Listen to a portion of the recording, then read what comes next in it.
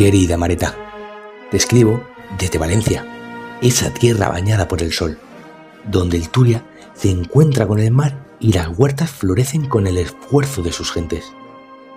Eres el emblema de nuestra ciudad, una madre para todos, independientemente de nuestras creencias personales. A través de los años, tu figura ha sido testigo de nuestra historia, nuestras alegrías y nuestras penas.